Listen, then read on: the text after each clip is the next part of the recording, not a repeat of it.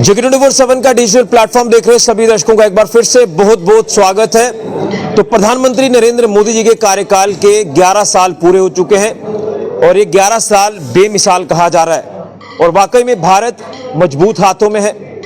भारत आज जो है अपना लोहा मनवा रहा है विदेशों में भी भारत का डंका बजता नजर आ रहा है और उसी के साथ साथ अगर देखें तो हमारी सेनाएं सशक्त हुई हैं, महिलाओं को सम्मान मिला है।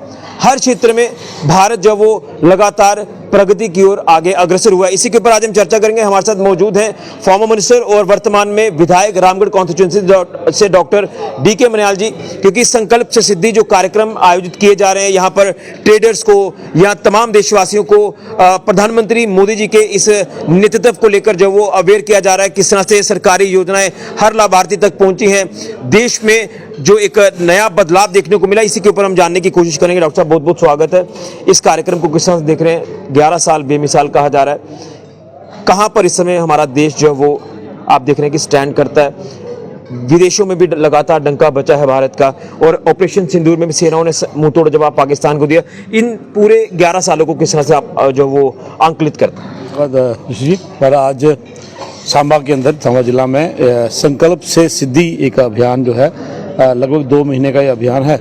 उस अभियान के तहत आज यहाँ पर सांबा जिला में प्रोफेशनल मीट का आयोजन किया गया था, जिसमें प्रोफेशनल चाहे वो एडवोकेट हैं, डॉक्टर्स हैं, रिटायर्ड एम्प्लॉइज़ हैं, व्यापार मंडल के लोग हैं और कुछ पार्टी के वरिष्ठ कार्यकर्ता यहाँ पर एकत्रित हुए। और मुख्यतः पिछले 11 साल में जिसका नाम हमने 11 साल बेमिसाल भी हम कहते हैं मोदी जी के, उसमें जो काम हुए हैं, जो डेवलपमेंट हुई है, जो भारत का नाम ऊंचा हुआ है, इकोनॉमिकली ऊपर आए हैं, आज अर्थव्यवस्था चौथे नंबर पे आ गई है पूरे विश्व में, महिला सशक्त हुई है, इन सभी बातों को लेकर और ख़ास करके जो ऑपरेशन सिंदूर अभी जो हुआ है, पाकिस्तान को सबक सिखाया गया, इन सब बातों को लेके लोगों के बीच में जाना और लोगों से ये आह्वान करना कि इसकी चर्चा जो है डाउन द लाइन नीचे बूथ लेवल तक हो, उसको देखते हुए आज ये कार्यक्रम जो है सांबा जिला में हमने किया था।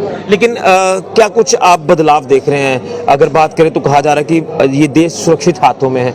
क्या कुछ बदलाव हर एंड पर आप देख रहे हैं, जिस तरह से विदेशों में लगातार भारत की गूंज जो वो गूंजती नजर आ रही है? देखिए, अगर मैं एक बेसिक शुरुआती बात कहूँ तो गरीब कल्याण अगर आप देखें कि 200 रुपये की पेंशन वाला गरीब आज लगभग 1,500 रुपये की पेंशन में हर महीने ले रहा है। लगभग 80 से 85 करोड़ गरीबों को फ्री राशन मिल रहा है। आयुष्मान के तहत 5 लाख का उनको मुफ्त इलाज मिल रहा है। 70 साल से ऊपर जो बुजुर्ग हैं उनको एडिशनल 5 लाख का फ्री जो है आयुष्मान कार्ड का इलाज मिलेगा। इसी तरह से गरीबों के लिए प्राइम मिनिस्टर आवास योजना का घर मिलता है, उनको टॉयलेट मिलता है, उज्ज्वला योजना में उनको सिलेंडर मिलता है। गरीबों के बच्चों के लिए जो वजीफ़ा है जिसको स्कॉलरशिप कहते हैं वो मिलता है।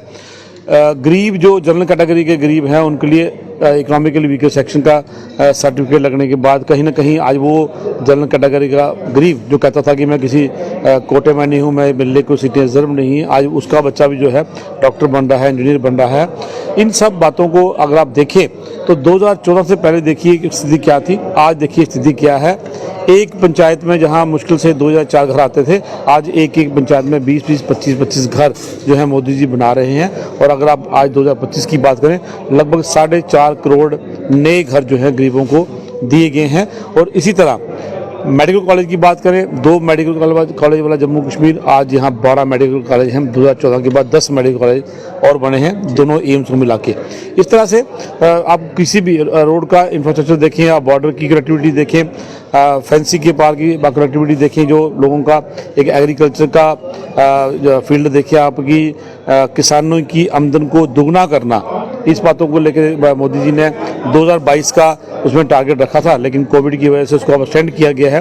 कहीं ना कहीं आप देखेंगे कि एक ट्रेडिशनल फसल के अलावा strawberry, even rajma, dragon fruit और लीची, इसका जो फल है वो भी आज हमारे बॉर्डर के इलाकों में एक अल्टरनेट फसल के तहत लोग लगा रहे हैं। लेकिन डिफेंस में कितनी मजबूती आप देख रहे हैं कि डिफेंस कितना हमारा मजबूत हुआ है? देखिए, डिफेंस का अगर मैं अभी रिसेंट की मैं बात करूं, आप सबने देखा, पूरे विश्व ने देखा कि जो हमला पाकिस्तान की तरफ से इनोसेंट सिविलियंस के ऊपर किया गया था, चाहे वो जम्मू कश्मीर में, चाहे जम्मू है, उधमपुर है और पंजाब का इलाका है, गुजरात के कुछ इलाकों पे जहाँ बॉर्डर है वहाँ जो अटैक किया गया, कोई भी ड्रोन जो है वो ज़मीन पर नहीं आ सका, कोई भी मिसाइल या कोई जो अटैक वहाँ से पाकिस्तान से किया गया वो नहीं आया।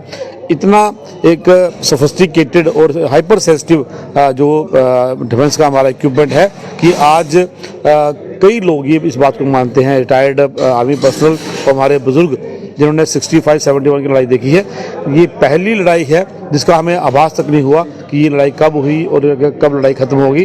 कहीं ना कहीं जो मॉडर्न इक्विपमेंट है आर्मी का, उसकी वजह से मैं समझता हूँ कि आज ज़मीन के ऊपर लोग सुरक्षित रहे और कोई भी जान या माल की यहाँ पर नुकसान नहीं हुआ। लेकिन महिलाओं को भी सम्मान मिला है, महिलाएं भी सशक्त हुई हैं, उनको 33% रिजर्वेशन को लेकर बात की गई है।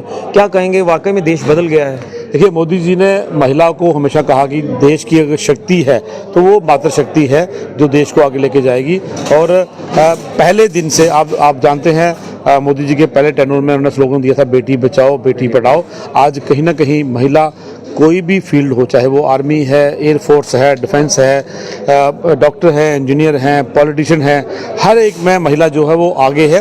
और सबसे खुशी की बात यह है कि अगला जो चुनाव लोकसभा का होगा उसमें महिलाओं को 33% जो रिजर्वेशन मिलेगी और आप देखेंगे कि लोकसभा के अंदर 33% महिलाएं जो हमारी वो मेंबर पार्लियामेंट बन के वहाँ बैठे होंगे। एक मेरा छोटा सा सवाल रहेगा, विपक्ष को ये चीज़ें रास नहीं आ रही हैं, राहुल गांधी किस तरह से बयानबाजी कर रहे हैं, किस भाषा का वो इस्तेमाल कर रहे हैं प्रधानमंत्री जी के लिए, क्या ये मेंटेलिटी दर्शाता है और विपक्ष को क्या आपका जवाब है? देखिए, विपक्ष ने हमेशा ही सवाल उठाए हैं, चाहे वो उड़ी पर जब हमला हुआ तो उसके बाद सर्जिकल स्ट्राइक हुई, बालाकोट पे स्ट्राइक हुआ, उसके बाद पुलवामा के बाद जो पाकिस्तान को सबक सिखाया गया।